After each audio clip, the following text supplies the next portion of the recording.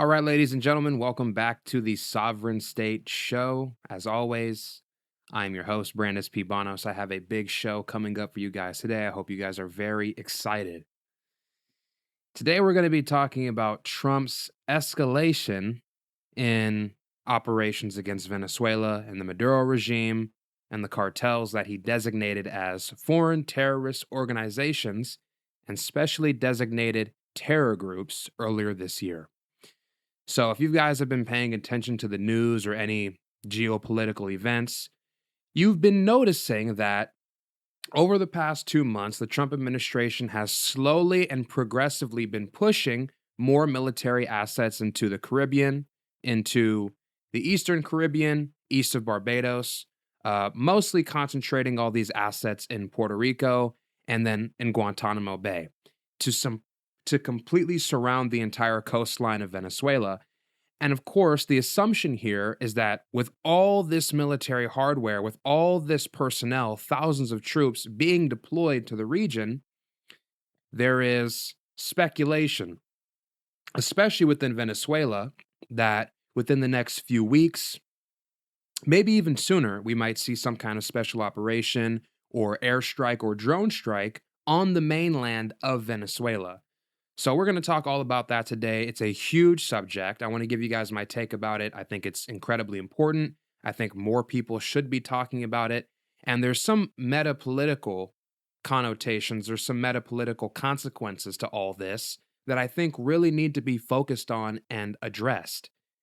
Whether or not we should be okay, we should be comfortable with the Trump administration blowing up and killing people in the middle of international waters with no due process, with no confirmed intelligence on whether or not these people are even drug traffickers or if they're just regular civilians who happen to be on a speedboat in the water.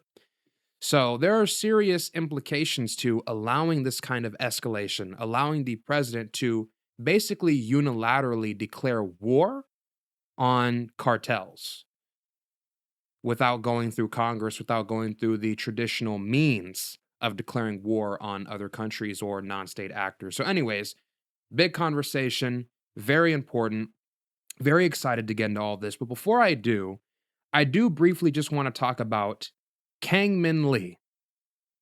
So if you guys don't know who this is, Kangmin Lee, he is a online political commentator. He's a right-wing influencer. He's big on Twitter, has almost 200,000 followers. He was recently fired from his job for comments that he made on Twitter.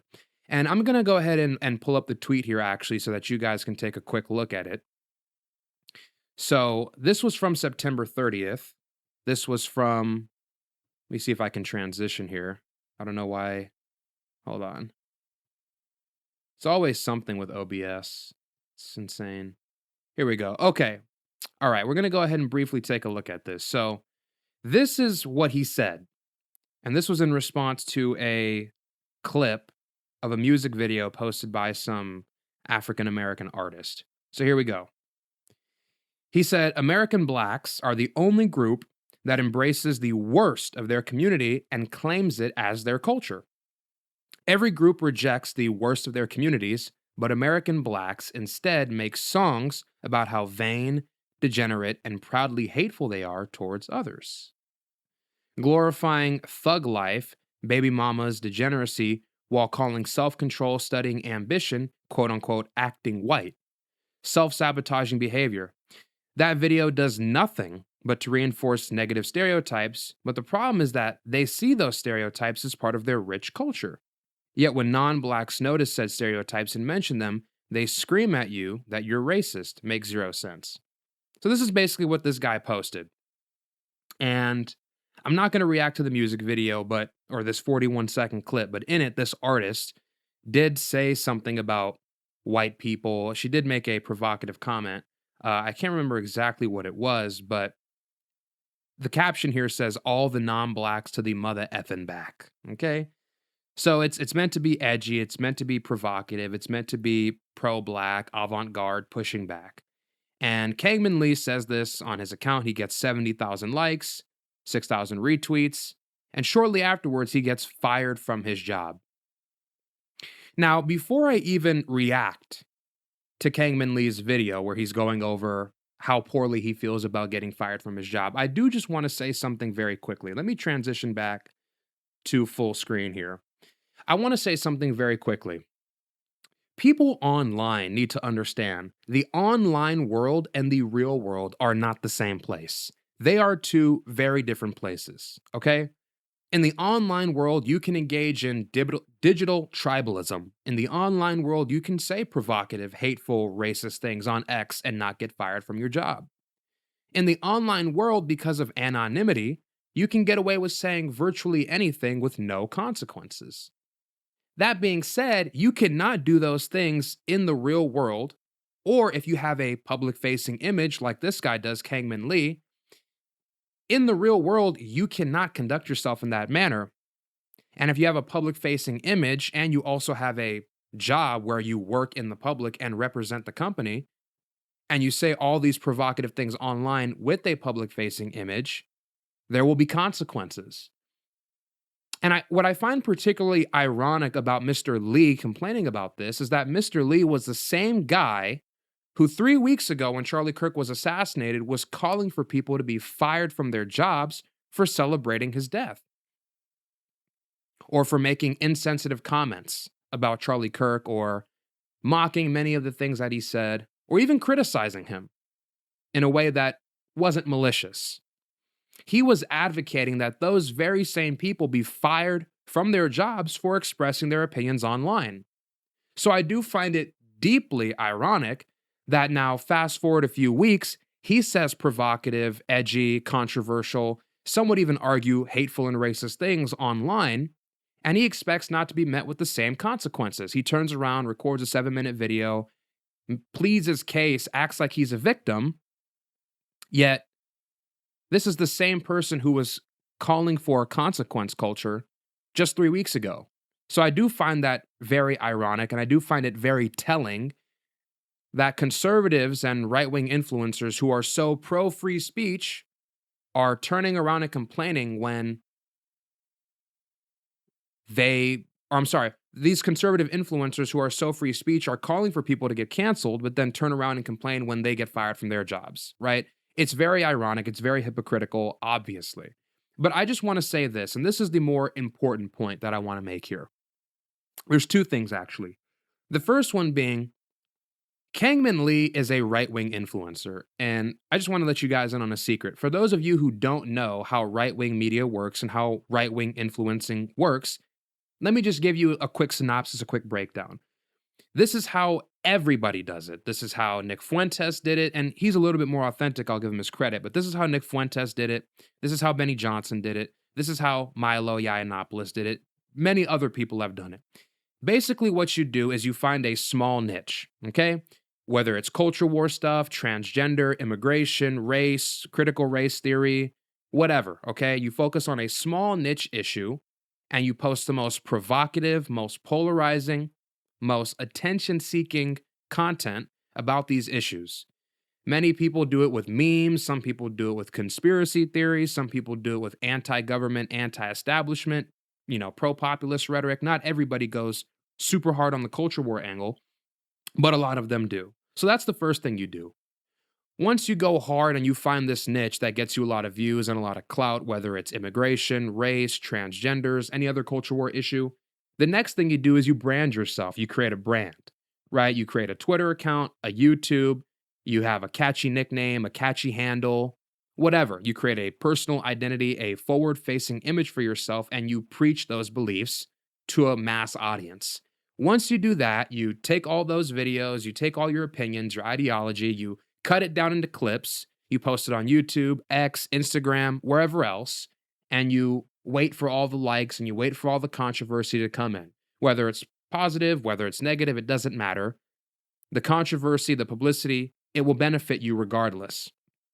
This is how all of them do it. Then you start going on podcasts, then you start hanging out with other right-wing influencers, and you got to keep in mind, and here's the thing that's particularly striking about these people. All of these people are remarkably unimpressive. They're not intelligent. They don't read. They don't understand statecraft. They don't understand nation building. They don't understand our political system. All of these people get clout from focusing on culture war issues. And this is the primary reason. Let me emphasize this. This is the primary reason why political discourse in this country has gotten so watered down and has gotten so unintelligent and unproductive. It's because people exclusively focus on culture war issues, on conspiracy theories, on memes, on controversy, because that's what drives the algorithm. That's what gets likes. That's what gets views. That's what gets attention. Honest, critical thinking, and principled politics that's rooted in actual beliefs and actual policy, that takes a back seat. That falls to the wayside, and who emerges from that are the conspiracy theorists, the populists, the culture warriors. Those are the people who actually end up getting the most attention and become the most popular figures in the right wing. And to some degree, this is true on the left, but it's especially true on the right because the right wing is a culture war content factory. That's what it is. And that's what all these people do. It's the same exact formula: culture war, controversy, branding, clip it up and post it in short form content on YouTube, Instagram, Twitter, and where else. And the next thing you know, after all this controversy, after retweeting and replying to thousands of politicians, thousands of other right wing content creators who, for the first 2 or 3 years, give you no attention. And then once you get big enough, then they start responding to your comments. Then they invite you onto your podcast. Then you start getting your name out there and then you start growing. That's what all these people do. And then you get paid. You get paid to do it. You get paid to be a culture warrior. You get paid to lie. You get paid to push the right wing narrative. That is what all of these people do. It's the same exact playbook. They don't have beliefs. Their ideas are not rooted in traditional conservatism, which preaches free markets, limited migration, private property rights, limited government. These people don't actually hold any of those fundamental conservative beliefs like a person like Michael Medved or Hugh Hewitt believed. Those were like the linchpins of the conservative movement 15, 20 years ago before mass media took over and before the culture war really became a huge subject of conversation. So in the past, it was David Pakman, it was Michael Medved, it was Hugh Hewitt, it was Tom, Hortman or whatever. These were the people who were more popular. These were the people who were respected. And then obviously Trump comes in and the culture war and nationalism and all this stuff basically takes over the political discourse and all these other people get pushed to the side. And that's the environment that we're living in now. You get popularity from being controversial. You get popularity from being racist. You get popularity for being hateful. You get popularity for being divisive. And people just think that they can say the most outlandish things on social media with a public facing image, a public persona, and then in their real life, they expect to face no consequences when they have hundreds of thousands of followers. It's craziness. And it shows a complete disconnection from reality that these people have. You're so online, you're so hyper political that you completely forget that you have a real life that comes with real consequences. And you have a real responsibility to reflect yourself in a positive manner, in a responsible manner. It's like people don't understand this. I find that so bizarre. I find this so bizarre. It's a very like Gen Z, Zoomer way of thinking. And I am a Gen Z. I am a Zoomer. But it's like you still have to understand that the online world and the real world are not the same place. The rules are not the same. So I find it very funny to hear these people complain and whine and whatever about it. It makes no sense. Um, the second thing I'll say is, and this is what I wanted to focus on briefly. This is the last thing I want to say. I'm not even going to react to his video. I really don't care that much. I just wanted to get my thoughts out on this because I think it's important. The video I couldn't care less about. I'd rather get into the news. The second thing I'm going to say is this. If you are, how do I put it? If you are somebody who goes super hard on culture issues, on race, on immigration, on transgenderism, if that is your forte, if that is what you exclusively focus on, and your MO is rage baiting, your MO is controversy, you must understand that there are consequences that are going to come with that. And people will think you're racist, and rightfully so. And let me give you an example. Take myself, for example. Let's say this Kangmin Lee kid, he's a Korean, he's South Korean. Let's take myself, for example. Imagine I went on the internet and in response to Kangmin Lee's comments, his tweet, I came on here and I said, you know what? South Koreans don't have a right to say shit about black people in America. They take half our rap from us, they take half our culture, they take half of our fashion from us, which is all largely true, by the way. South Koreans are heavily influenced by black culture in America and black fashion trends. So I come on here and I say, black South Koreans have no right to criticize us. They take our culture, they take our food. Korean fried chicken was inspired by Southern fried chicken in the post-World War II era. They take our fashion, our music, and then on top of that, South Koreans are the #1 leading country in the world for cosmetic eye surgery because they're so obsessed with trying to look white. They're so ashamed and have so much self-hatred about their eye shape and their slanty eyes that they try to look like white people, the people they idealize.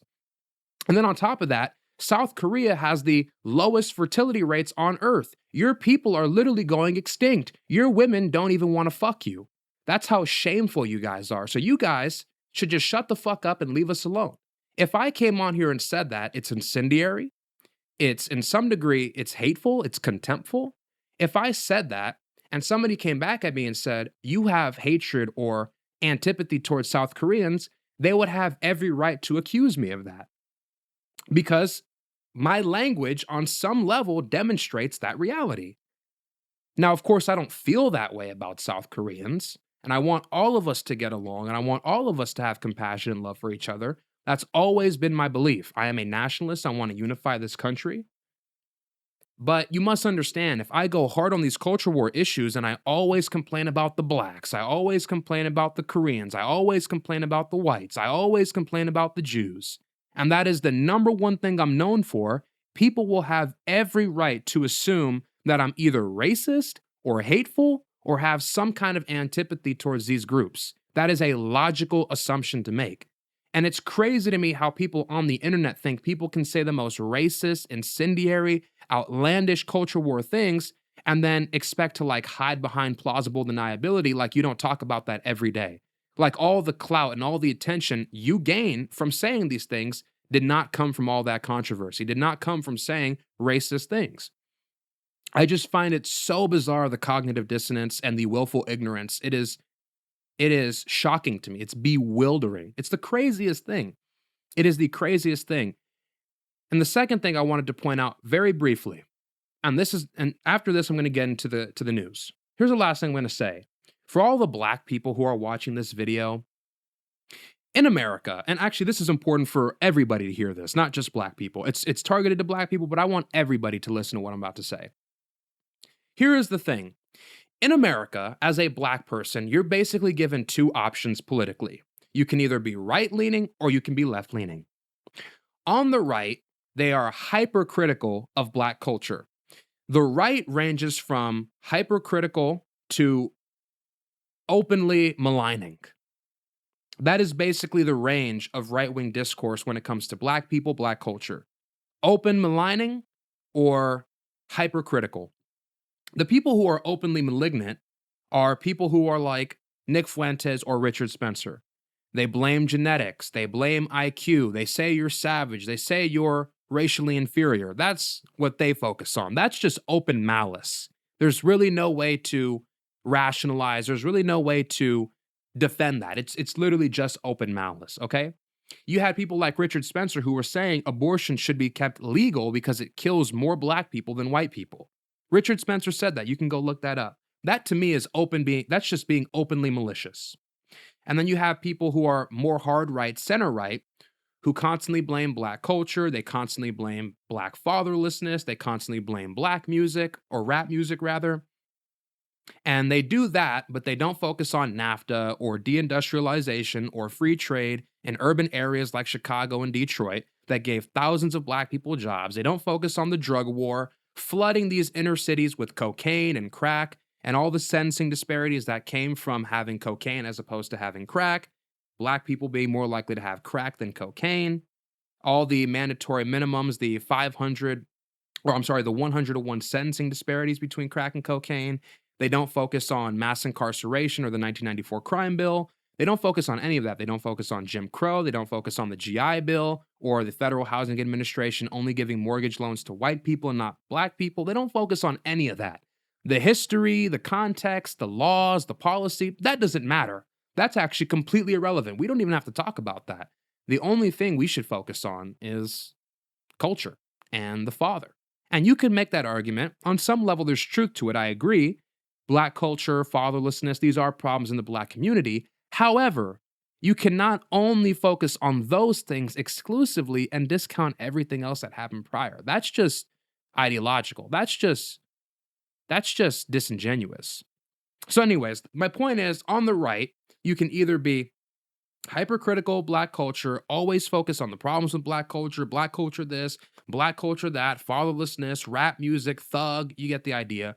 Or you can just be openly malicious, openly racist, say it's genetics, say it's their race, they're irredeemable, right? That's what people like Nick Fuentes believe. That's what people like Richard Spencer believe. They believe black people are irredeemable. So that's the spectrum on the right.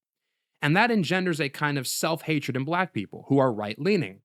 It engenders self hatred. It engenders constant self flagellation. If you're a right wing commentator, you have to constantly, if you're black and a right wing commentator, you have to constantly condemn, constantly apologize for being black. You have to constantly condemn black culture. You have to constantly condemn black music. It's self-flagellation. It's no other group does this. White people don't do this with white supremacists. White people don't do this with the pedophiles who are in their ranks. White people don't do this with all the, bad actors and extremists who exist in their race, in their community. South Koreans don't do it with the cosmetic. They don't do it with the fucked up gender dynamics. Excuse my language. No other group of people is held to this unique standard where you're constantly forced to apologize for being black, condemn other black people, talk shit about black culture. I'm sorry, I'm this, I'm that. It's so self-flagellating to the point that it's not even really constructive. We're not really having a conversation. It's almost religious. If you're black and you're right wing, and you exist in this ecosystem around Asians and white people who are also right wing in the media, you're constantly expected to just apologize and talk about the problems with the black community. It's very self flagellating. And to me, that's not constructive because they're not aiming to have a conversation about these problems. They just want you to constantly condemn it and blame black culture and push that talking point. So that's what it's like on the right. On the left, you have a similar problem. It's white supremacy. It's Jim Crow, it's slavery, it's systemic racism, institutional racism. And while I'll give the left credit, they are more charitable to black issues and have more understanding, a lot of times their rhetoric kind of engenders an anti-white resentment, which is true. And it also kind of creates this victim mindset where black people are constantly blaming. Tariq Nasheed does this. Black people are constantly blaming white people for everything, for slavery, for colonialism, Western civilization, Christianity, just It's just over and over and over and over. And that engenders a kind of antipathy towards white people and a kind of resentment. So you have both sides when it comes to anything dealing with black issues who are handling it horribly. That's my take. The only way as a black person to feel any kind of freedom, to feel any kind of peace, any kind of autonomy in this hyperpolarized environment is to liberate yourself psychologically. That's the only way. You can't be this side, you can't be that side. You have to say, hey, there's some truth to what they're saying. Hey, there's some truth to what they're saying, but don't swing in either direction because you're going to get radicalized. That's just my take. And me personally, I have some very right-leaning tendencies. I do. I'm a nationalist. I've said this many times. I prefer a strong state. But I also have some left-leaning tendencies as far as subsidized healthcare, subsidized housing. So I have right-leaning and left-leaning tendencies. I have some right-leaning social values. I have some left-leaning social values. I'm a complex person. I'm not one of these guys who's going to go on the internet and just push the right-wing talking point forever. Because I'm my own man.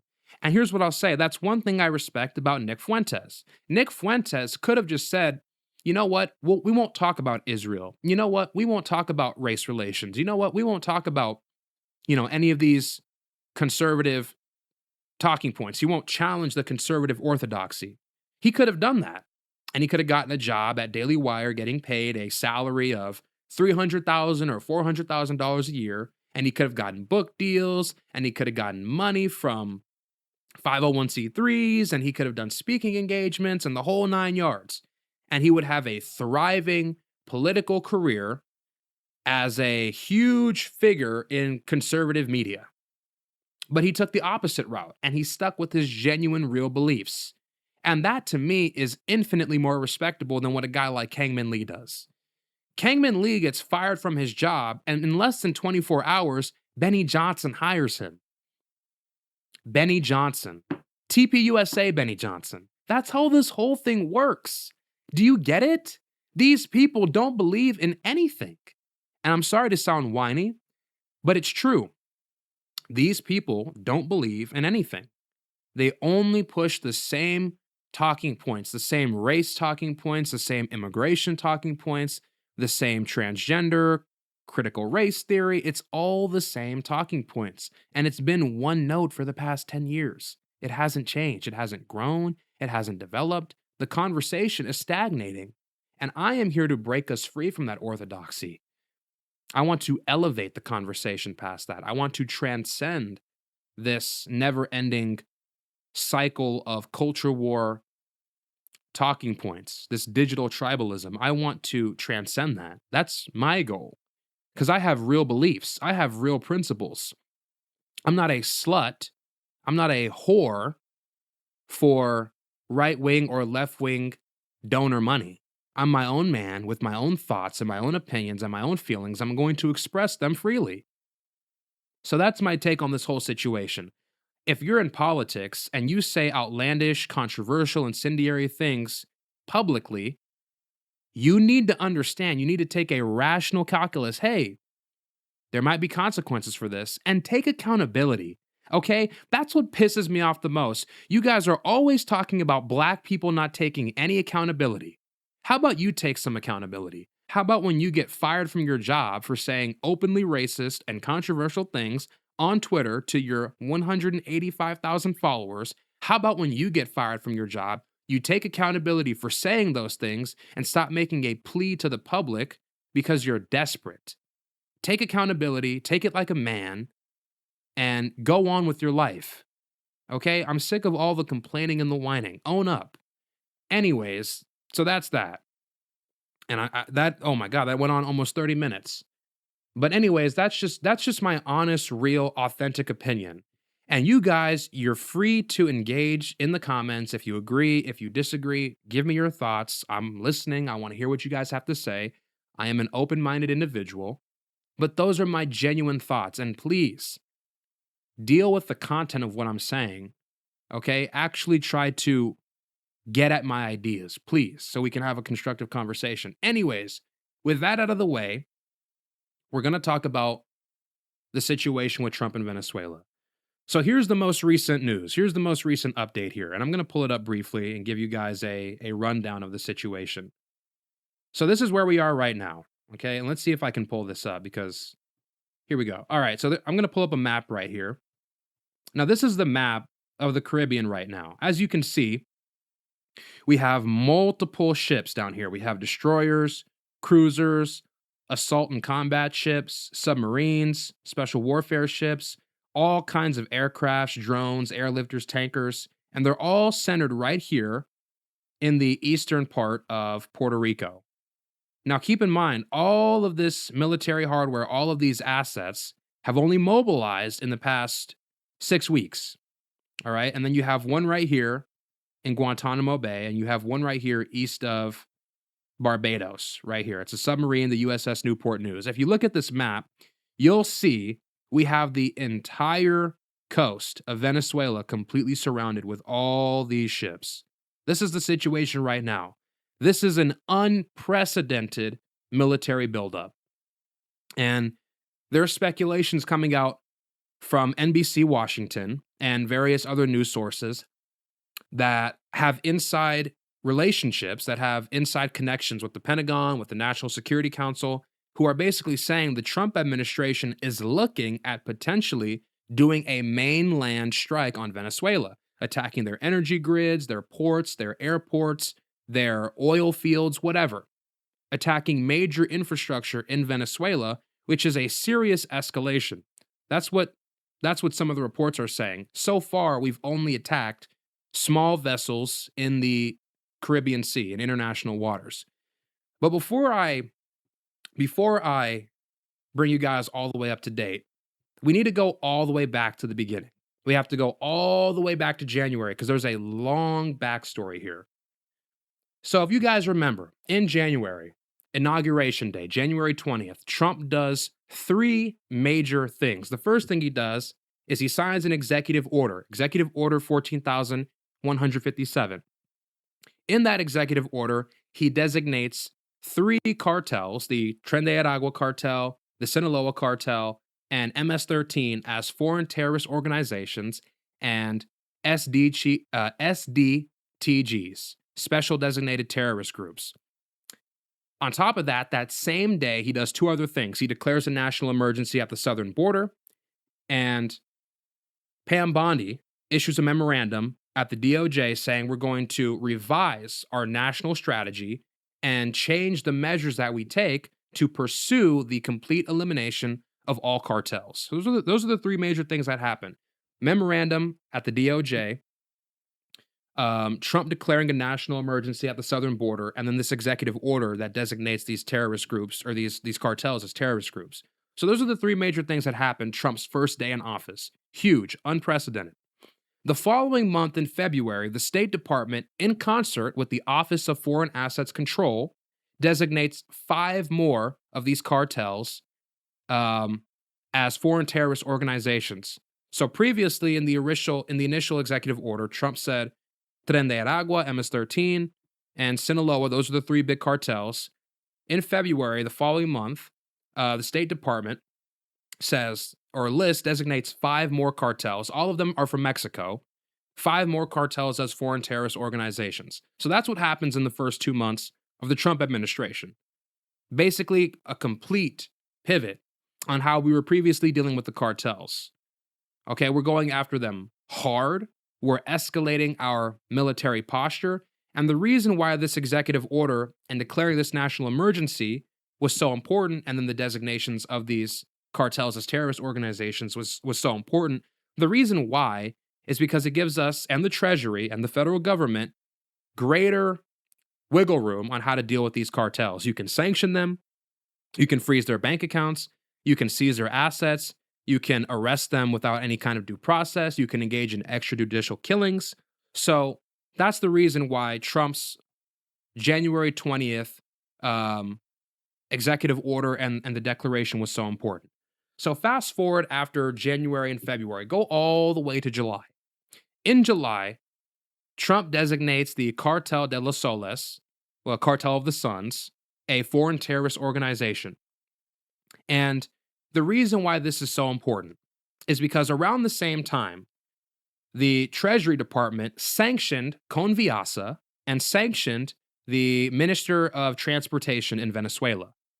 The reason why this is so important, and pay close attention here, the reason why this is so important is because unlike the Sinaloa cartel, the Gulf cartel, Tren de Aragua, MS-13, Cartel of the Suns is rumored to have actual connections to the government of Venezuela, which is to say there's officials working in the Venezuelan government at the federal level who are engaged with this drug trafficking cartel, the Cartel of the Suns. It literally operates with the exact same personnel as the federal government. So they work for the cartel and they work for the federal government.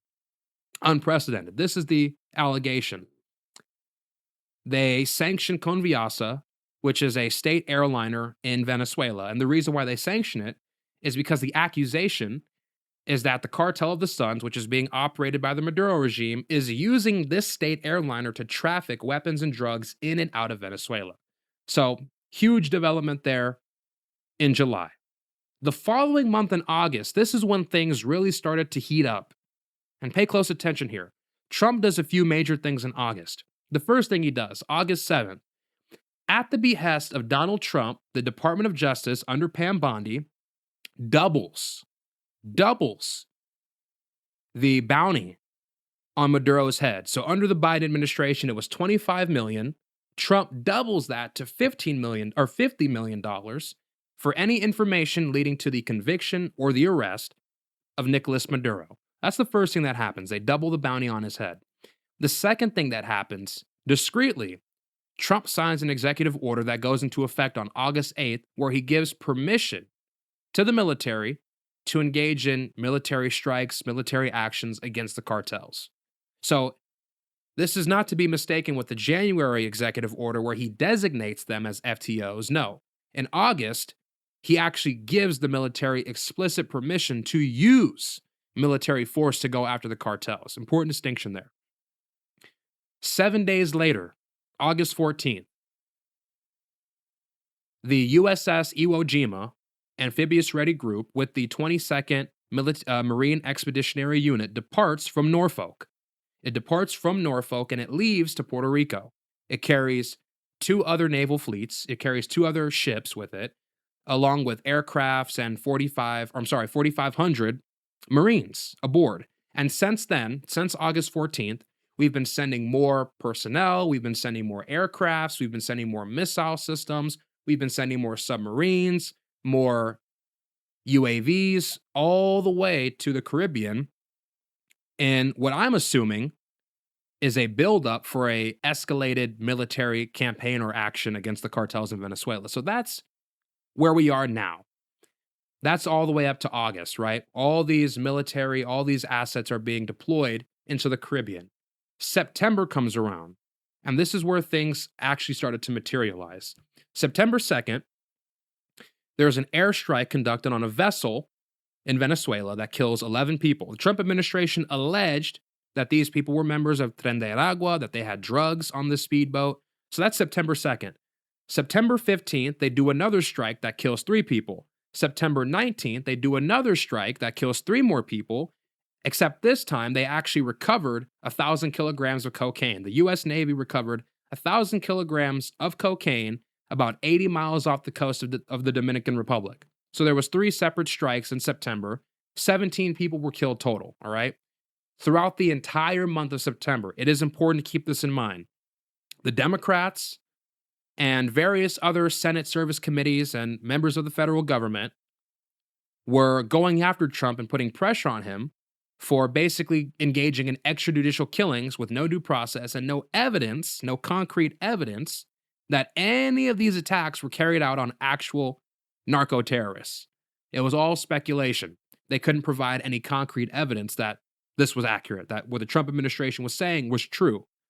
So since then, the Trump administration has been under pressure from Congress, from Senate, from the House, to provide evidence that there's any credible threats being posed by these members in these vessels and these speedboats, right?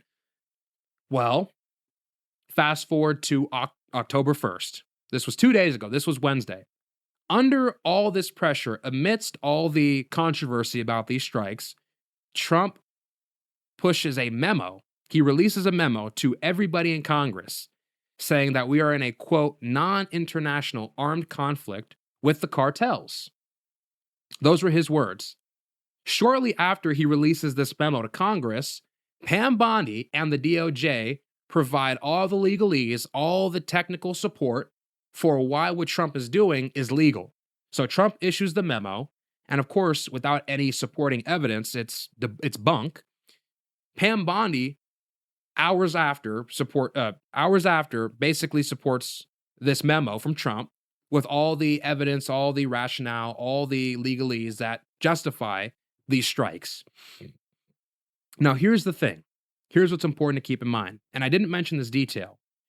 In September, Pam Bondi fired 270 people from the Department of Justice, and she reassigned 140 positions. Now, here's the most important thing to keep in mind. Throughout that entire process, she disbanded the Organized Crime Drug Enforcement Task Force, which is a department or an office in the DOJ that is specifically responsible for overseeing terrorism, foreign assets, cartels. She completely disbands that entire office. And the reason why is self evident, but the reason why is because this department can slow roll military operations against the cartels, they can scrutinize the legality of it, and they can report all the crimes, all the mishaps that take place with these strikes to Congress. And then Congress can bring Pam Bondi and members of the Trump administration into Congress for hearings. So it creates a whole load of optics problems. So she gets rid of that entire office, fires a bunch of people, reassigns a bunch of positions. It's important to keep that in mind. Now, that brings us to today. Okay? Today, earlier this morning, and I'm going to read the quote here. This is from Pete Hegseth. It says here, let's go ahead and sign this through. So, this is from Pete Hegseth, and this is from earlier this morning, around 9 o'clock this morning. It says here, quote, he posted this on his official account, his official X account. It says, quote, earlier this morning, on President Trump's orders, I directed a lethal kinetic strike on a narco-trafficking vessel affiliated with designated terrorist organizations in the U.S. Southcom area of responsibility. 4 male narco-terrorists aboard the vessel were killed in the strike, and no U.S. forces were harmed in the operation. The strike was conducted in international waters just off the coast of Venezuela, while the vessel was transporting substantial amounts of narcotics headed to America to poison our people. Our intelligence, without a doubt, confirmed that this vessel was trafficking narcotics. The people on board were narco-terrorists, and they were operating on a known narco-trafficking transit route. These strikes will continue until the attacks on the American people are over. Now, briefly recap. Very brief recap. Trump declares a national emergency at the southern border in January, issues an executive order designating multiple cartels as foreign terrorist organizations. The following month, the State Department designates 5 more cartels as foreign terrorist organizations.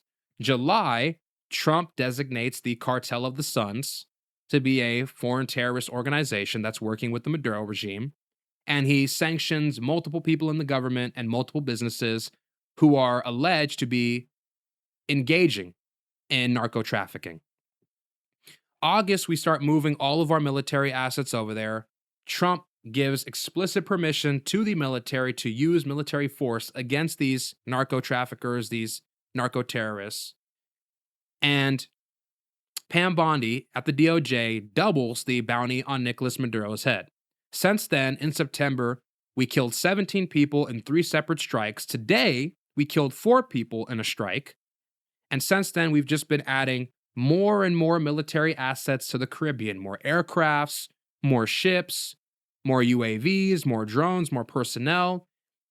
And that's where we are today.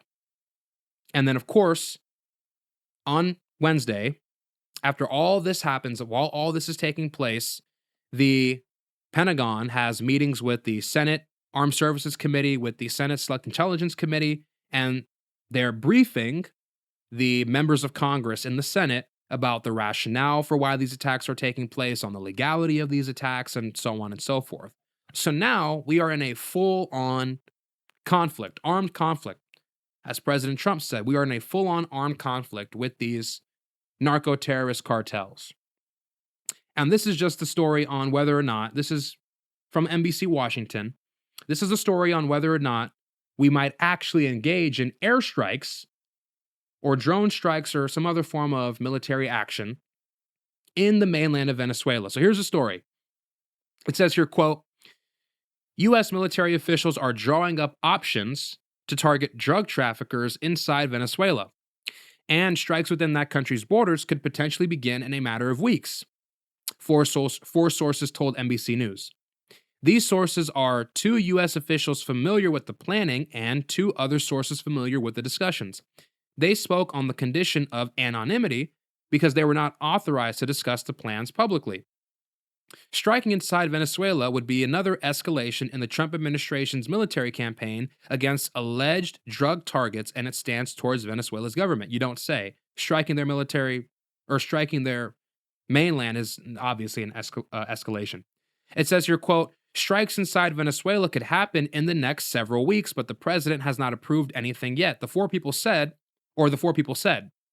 two of them, and an additional official familiar with the discussions, said that the United States' recent military escalation in part of is in part a result of Venezuelan President Nicolas Maduro not doing enough in the administration's view to stop the flow of illegal drugs out of his country.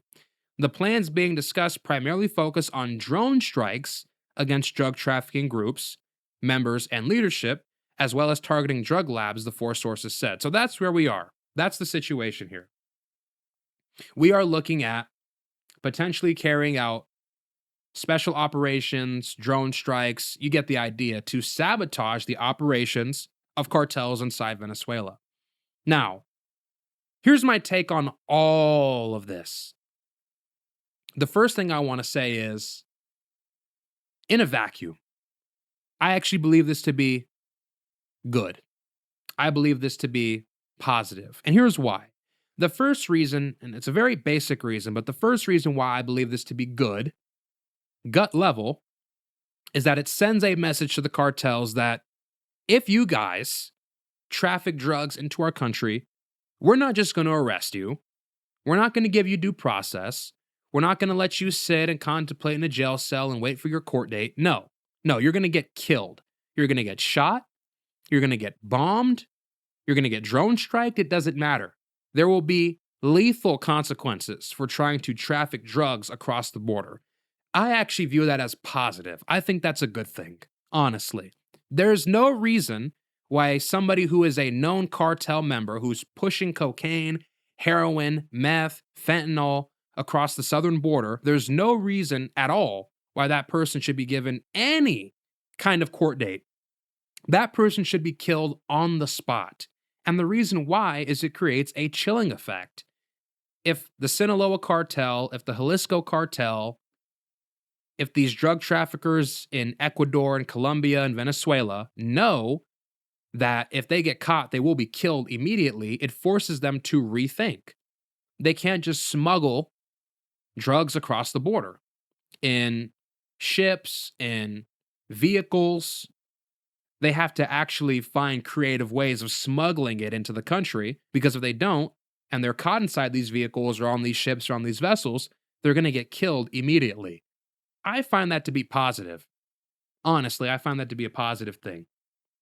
The second reason why I believe this to be positive, if we are actually going after Venezuela, if we're going after Maduro, if we're going after the cartels, if we're going after Venezuela, and we pursue some kind of regime change that doesn't entail boots on the ground, I will say this. Venezuela, if you guys don't know this, is part of the axis of evil.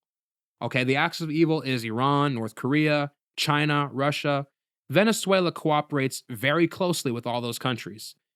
Venezuela and North Korea have embassies in both countries. That means you can fly from North Korea to Venezuela. They have diplomatic talks. You get the idea. There's a cordial relationship there. It's also important to keep in mind that Russia and China both get oil from Venezuela. And in return, they get other kinds of economic and trade benefits and goods. And then, of course, Iran. Iran and Venezuela have a kind of memorandum of understanding where they put decreased cost on their goods to create favorable terms of trade. As you guys know, Venezuela is being sanctioned. Iran's being sanctioned. So to bypass these sanctions, Iran is bringing oil to Venezuela, and Venezuela is giving gold and other forms of military assistance or other kinds of goods to Iran to bypass the US sanctions. Another thing to keep in mind is that Hezbollah and Iran operate inside Venezuela. The IRGC, Hezbollah, they operate inside Venezuela. And this is not something a lot of people know, but it's true. And there's plenty of evidence to support this.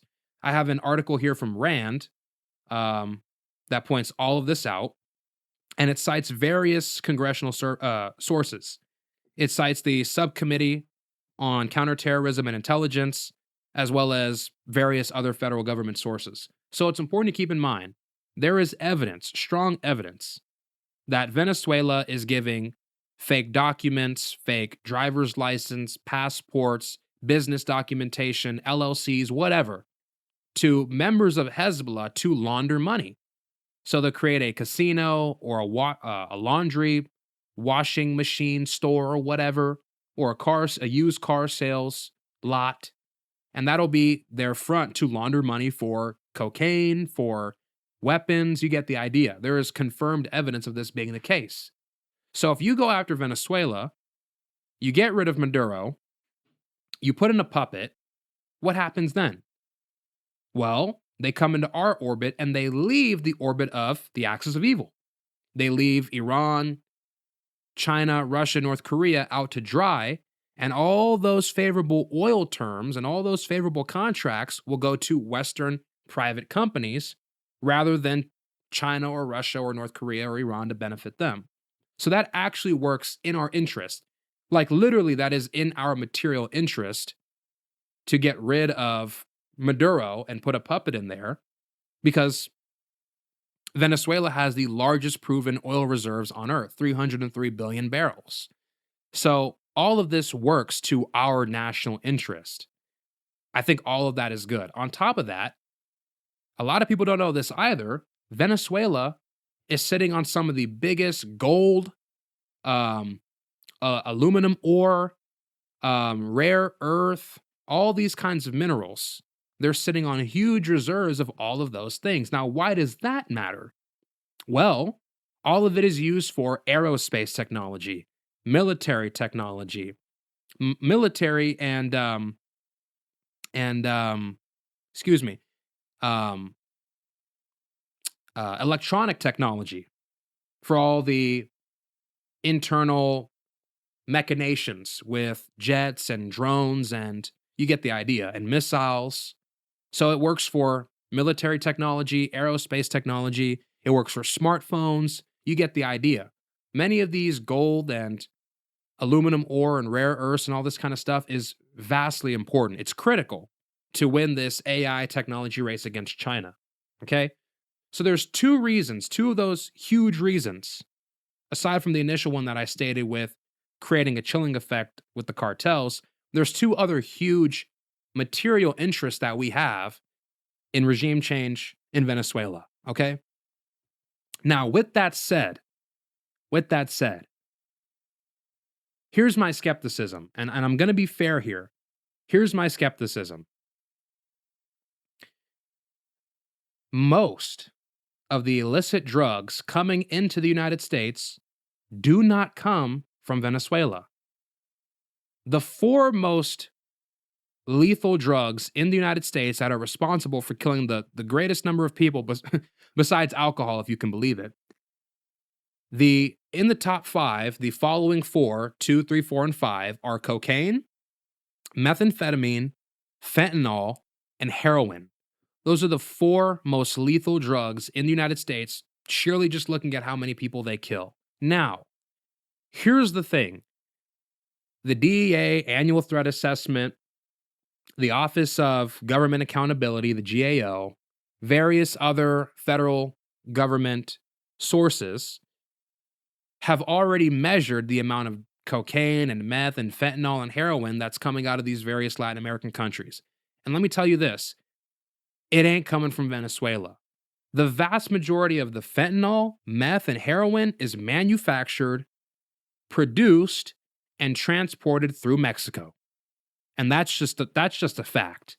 80 to 90% of all the heroin, all the meth, all the fentanyl comes from Mexico. Now, the precursors, the agents that are used to make the fentanyl, largely it comes from China, but it's sent to Mexico so that they can produce fentanyl.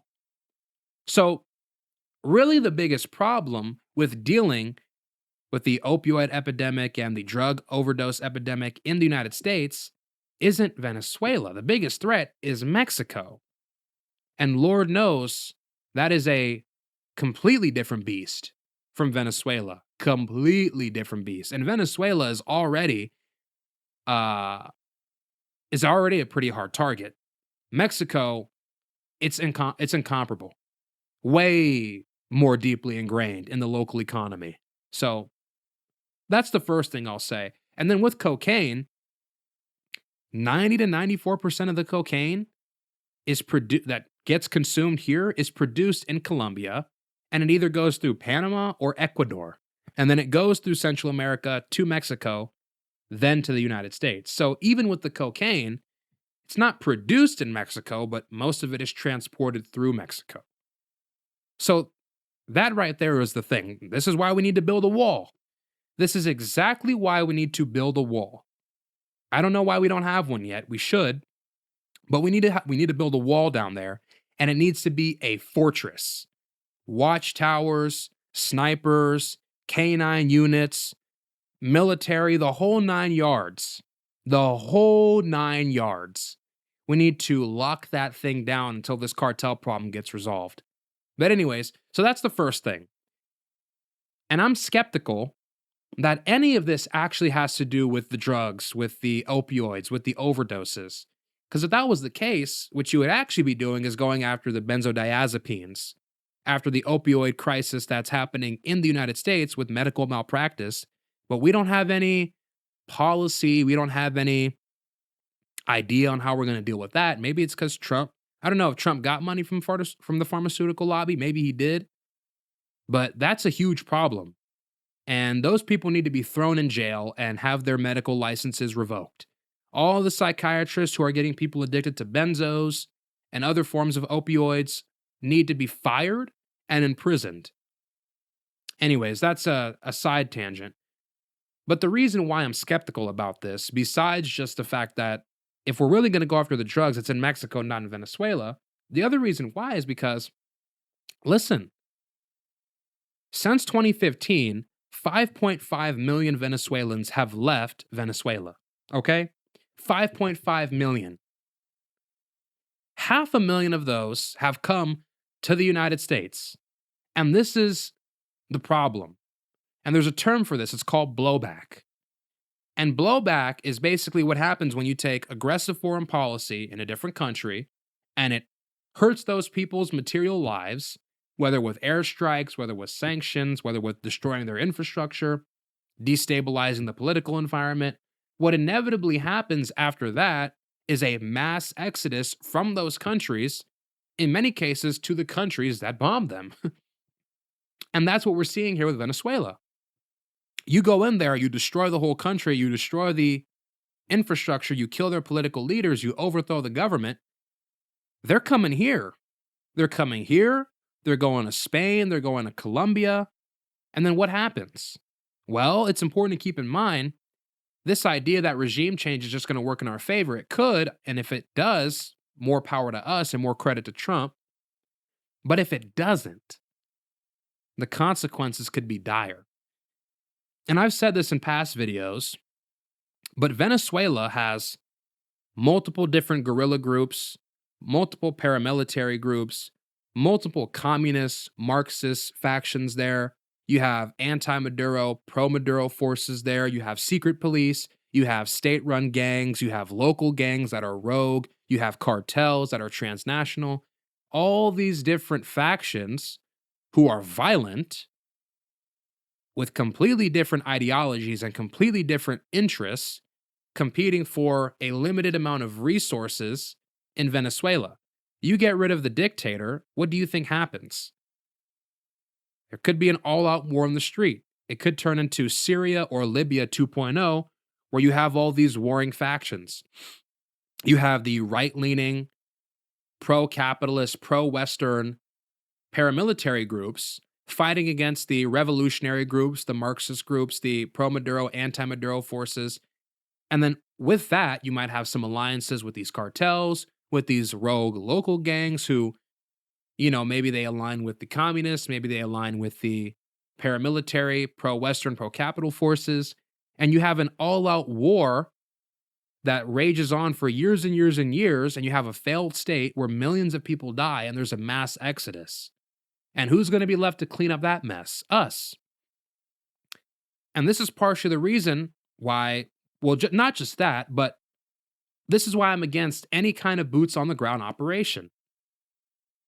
And I don't think boots on the ground is going to happen. I don't even think that's really something worth thinking about. I know a lot of people think we might have a boots on the ground situation, quagmire in Venezuela.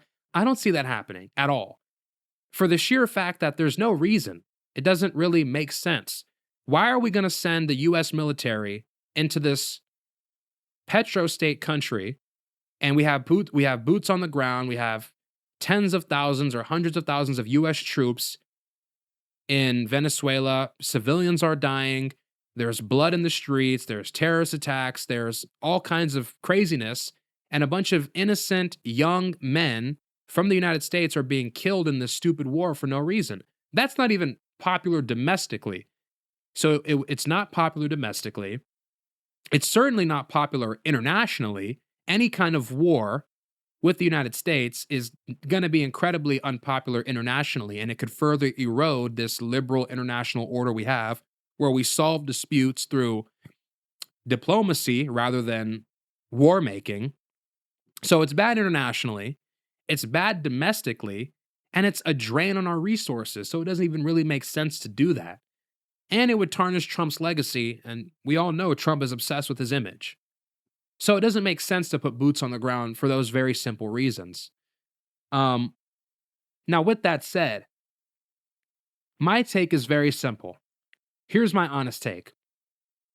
If there's a way, and I'm not saying there is, but if there's a way where you can assassinate Maduro, you can have a stable transition of power from Maduro to a more friendly, pro-Western regime that pivots away from Russia, China, North Korea, and Iran, and associates with the Western bloc, and it doesn't cause mass destabilization in Venezuela, I'm all for it. I say go for it. We take their resources, we take their oil, we take their gold, and it gives us the opportunity to put a forward-facing military base in Venezuela, which gives us more dominance and more control over the Caribbean and the Pacific and Atlantic Oceans. So there's real benefits to this. And of course, obviously, if there's more oil on the market, on the global market, that brings down the price of oil. And then oil here is cheaper. So gas is cheaper. So those are all the real benefits that we could get from taking out Maduro, overthrowing the regime, putting in a puppet. I actually think that's a great idea. I'm totally in favor of that. My only problem, and like I said, is that if things spiral out of control, which in all likelihood could happen, there's going to be a mass exodus, a civil war, a humanitarian crisis, and we're going to be the ones absorbing the refugees, which I don't support. So anyways, that's my take on this whole situation. I'm not going to go hard on the Trump administration because honestly, this is the problem with liberals. Liberals are obsessed. Look, I think liberals have good ideas. I think human rights, the rights of man, I think all those things are positive. Okay? But the problem with liberals is that everything is procedural to the point where it doesn't even make sense. Where it's just kind of like an obstacle, an impediment that prevents progress. A couple weeks ago, I said that they were going to allow racial profiling for illegal immigrants. And it's like, look, if you're a social justice warrior, that might look bad, and I get it. I understand the empathy. There's good things about that. But dude, who else is an illegal immigrant other than a brown-skinned, Spanish-speaking Latino person with an accent? Nobody else is an illegal immigrant. So, yeah, like obviously, using common sense, you have to target those people. And liberals will say, no, that's racist. No, it's common sense. Okay, it's common sense. All right. Besides that, I've made this very clear on this channel before. The name of the channel is The Sovereign State. I am a nationalist. I advocate strong borders, restricted immigration policy, subsidize housing to create a strong nation of people who have access to world class education, world class housing, and world class medical care. My belief is that the government and the people of the nation, or just the nation, the state and the nation, can have a symbiotic positive relationship if both sides hold up their end of the bargain. If the government says, we'll restrict immigration, we'll honor our traditions, we'll honor our history, we'll protect the southern border, and we'll make sure that the citizens have access to quality housing, quality healthcare, and quality education. If they hold up their end of the bargain and at the federal level fight against corruption, which is a corrosive force, fight against corruption, inside trading, any kind of influence through money on our political system, if the government holds up its end of the bargain, the state holds up its end of the bargain, we can have a symbiotic relationship with the state as long as they maintain those commitments. With us, we have very basic, the citizens, the nation, we have very basic commitments, and it's only 6 of them. Follow the law, which means not committing crimes and paying your taxes. Follow the law. Be willing to fight and die for the country if necessary. Speak the native language. Honor our history and our traditions. There's 2 more I'm forgetting here, but those are some of the basic ones. Those are the basic ideas. Maintain, this is another one, maintain if the government does not live up to its commitments, retain a revolutionary willingness to fight the government. And there's one other that I'm missing, but those are some of the basic few, okay? As long as those 2 commitments are being managed, we can have a good relationship with the state. It's just when the state gets infested with corruption, when the state gets infested with the interests of corporations and oligarchs, that's when the whole system begins to fall apart and it no longer serves us and it serves the ruling class. That's the situation we're in now. Okay? My only point here is this is that I'm a nationalist, okay? And those are the reasons why. But I'm a nationalist and I believe in strong borders. I believe in strong military action to a certain degree, not reckless military action, but strong, calculated, decisive military action. I believe in strong borders. I believe in sovereignty. And I believe that the state should seek to serve the nation. Those are my basic ideas. And killing drug traffickers who want to poison Americans, yeah, I consider that to actually be a good use of state power, okay? Regardless of all the legality of it, regardless of these extrajudicial complaints, if those people are innocent now, obviously that's indefensible. You know, you can't kill, the state doesn't have the right to kill innocent people. I'm not that dumb. You know, the state is not without its flaws. It can't just kill innocent people for no reason. But if there's credible evidence to confirm, to prove that these people are who the government says they are, we have every right to go after them and eliminate them. So, anyways, that's my take on this whole situation. That's my take on this military buildup with Trump. I'm skeptical, man. I'm skeptical of any kind of attack on the mainland of Venezuela. And here's the other thing. I didn't mention this. Here's the other thing. Venezuela has been maintaining diplomatic back channels with the United States through the Middle Eastern countries. I'm assuming Qatar and the UAE, but this is in the press. So Venezuela is actively engaging in diplomacy with the United States, and we're threatening to bomb their country. That's crazy. That's a little bit extra. War and military action should always be a last resort, because if it's not, you run the risk of violence and killing people who don't need to be killed if you could have taken the diplomatic route. Okay? So diplomacy should always be first. We should always seek peaceful resolutions as opposed to war making. Okay? So anyways, that's why I'm skeptical of any kind of strike in Venezuela unless there is no recourse. But if there's no recourse, I see it as a totally reasonable course of action. So anyways, that's my take. Hope you guys enjoyed this video. If you did, like, subscribe, share, leave a comment.